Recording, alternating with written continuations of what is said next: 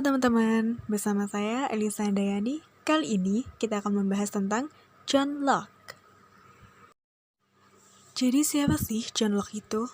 Mari kita simak videonya. John Locke merupakan salah satu tokoh pendidikan dunia yang berasal dari Inggris. Ia lahir pada tanggal 29 Agustus 1632 di Wellington, Inggris, dalam era filsafat modern.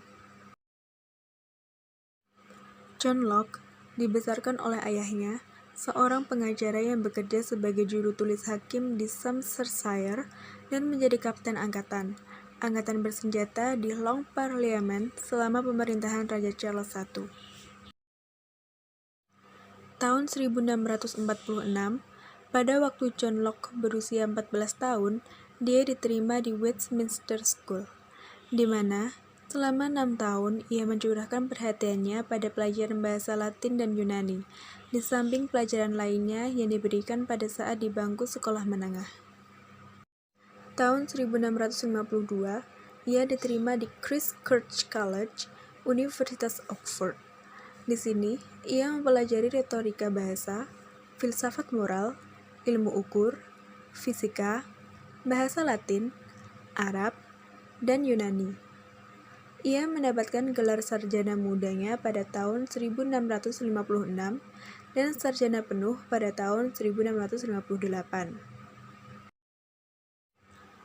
Tahun 1660, ia memperoleh beasiswa sebagai mahasiswa senior dan diberikan hak istimewa untuk tetap di universitas tersebut untuk selama-lamanya. Dengan beasiswa tersebut, ia bekerja sebagai pembimbing untuk mata pelajaran retorika, bahasa Yunani, dan filsafat.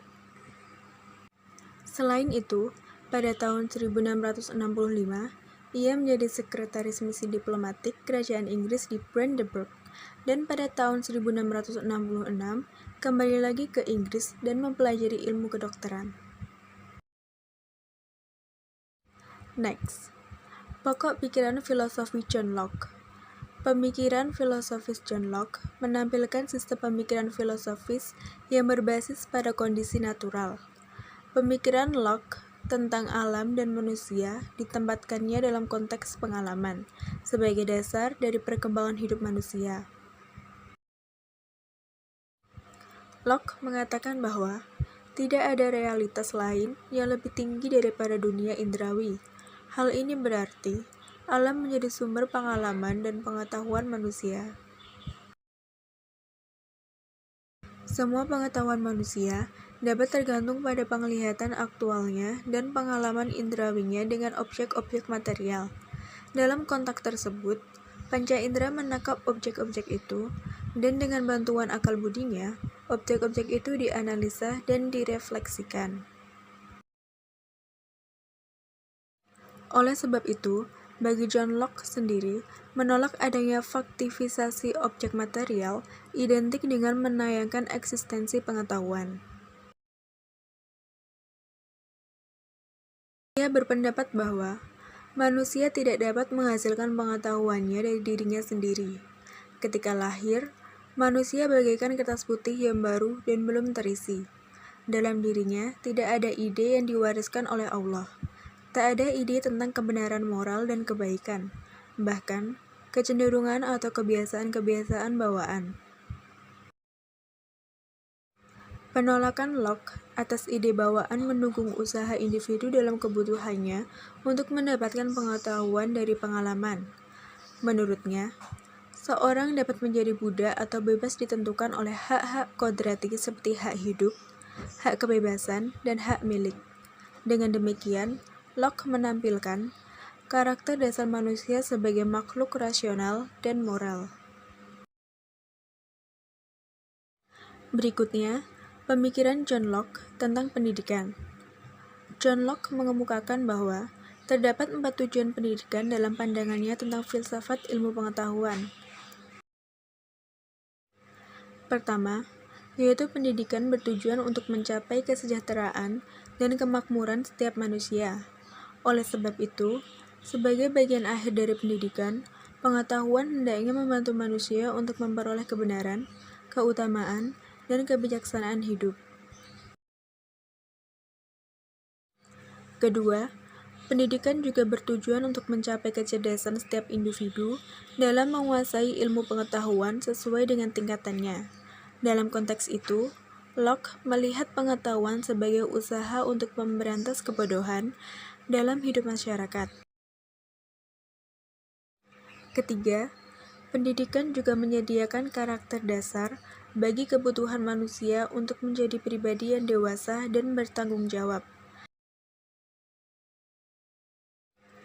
Yang keempat, atau yang terakhir, pendidikan menjadi sarana dan usaha untuk memelihara dan membaharui sistem pemerintahan yang ada. Selanjutnya ada hakikat pendidikan. John Locke mengatakan bahwa seluruh pengetahuan pada hakikatnya berasal dari pengalaman. Dalam bukunya, An Essay Concerning Human Understanding, Locke berpendapat bahwa ide datang dari dua sumber pengalaman. Yang pertama, yaitu pengalaman lahiriah atau sensation, dan pengalaman badaniah atau reflection. Lalu yang kedua adalah pengalaman ini yang saling menjalin. Metode pendidikan. Pada dasarnya, Locke menolak metode pengajaran yang biasa disertai dengan hukuman. Baginya, tata krama dipelajari melalui teladan dan bahasa dipelajari melalui kecakapan. Dengan demikian, metode yang ditawarkan Locke adalah pelajaran melalui praktek. Kurikulum pendidikan. John Locke menegaskan kurikulum harus diarahkan demi kecerdasan individual, kemampuan, dan keistimewaan anak-anak dalam menguasai pengetahuan dan bukan pada pengetahuan yang biasa diajarkan dengan hukuman yang sewenang-wenang.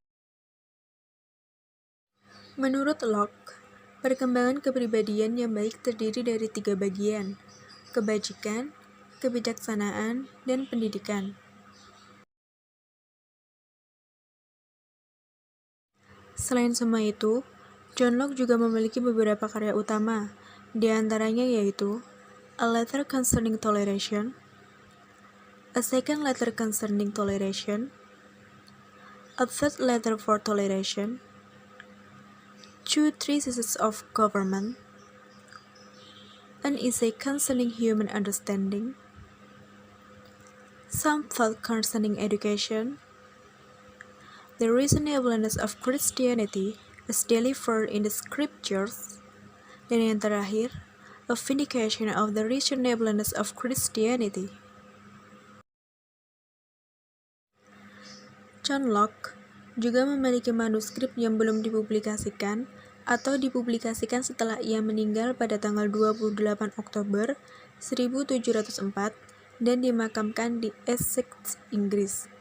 Di antaranya yaitu First Tract of Government atau the English Tract, Second Tract of Government atau the Latin Tract, Hessians Concerning the Law of Nature, Essay Concerning Toleration, Of the Conduct of the Understanding, and A Paraphrase and Note on the Epistles of St. Paul.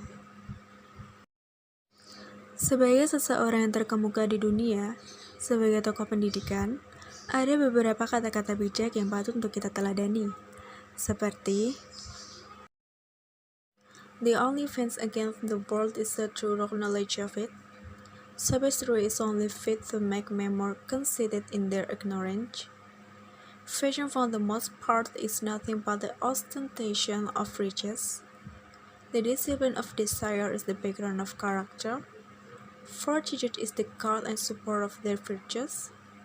It is easier for a teacher to command than to teach.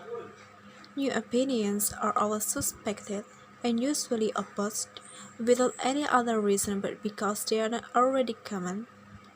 All wealth is the product of labor. There cannot be greater rudeness than to interrupt another in the current of his discourse. Jadi gimana teman-teman? Sekarang udah tahu kan siapa itu John Locke dan juga apa kontribusi beliau serta karya-karyanya dalam dunia pendidikan?